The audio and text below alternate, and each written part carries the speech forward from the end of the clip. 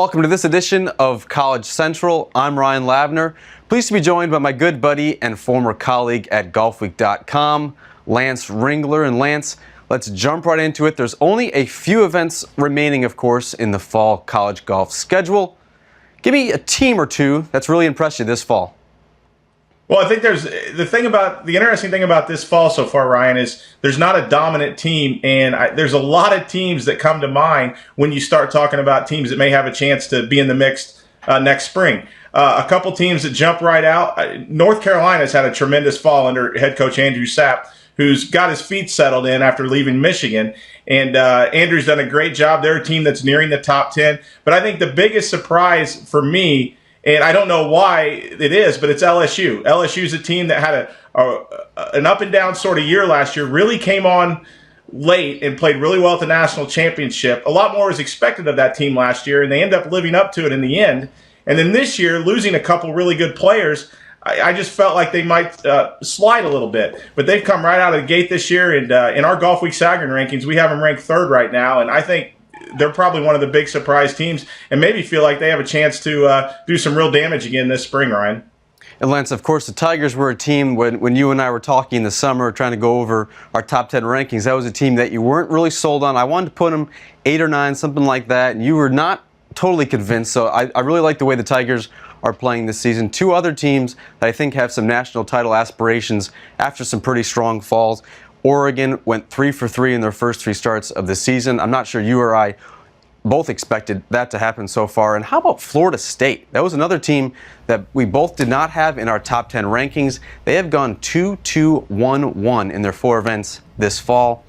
And the 2 events that they didn't win, they were playing against host schools with Illinois at Olympia Fields and Alabama at Jerry Pate. So this is a team that's really got some national title aspirations now. Trey Jones really has those guys playing well. All right, so on the other side of the coin, give me a team that has really not lived up to some expectations this fall.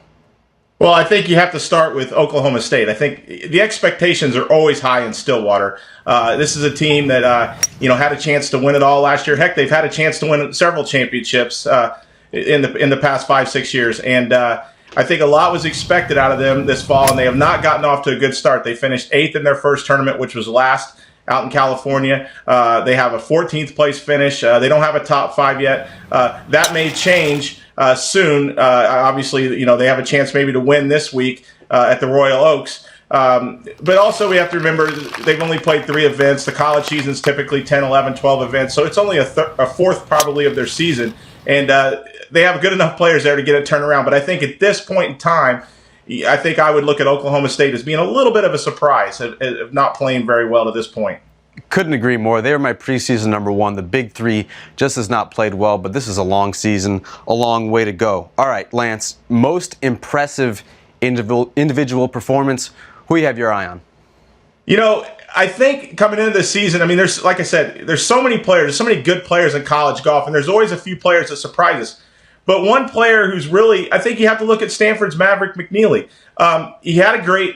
He was in the shadows of Patrick Rogers and Cameron Wilson last year, and he did have a good championship last spring. Then this summer he played very well, and he came right out of the gate. He's won twice in 4 starts and is a legitimate Player of the Year candidate. And I think that he's a surprise player in a good way. A lot of times we get that name that we weren't familiar with that popped up, but we were familiar with Maverick, and he's backed it up. And I think he's kind of a surprise player because not a lot of people would have put him in Player of the Year talks 6 weeks ago, I don't think, Ryan.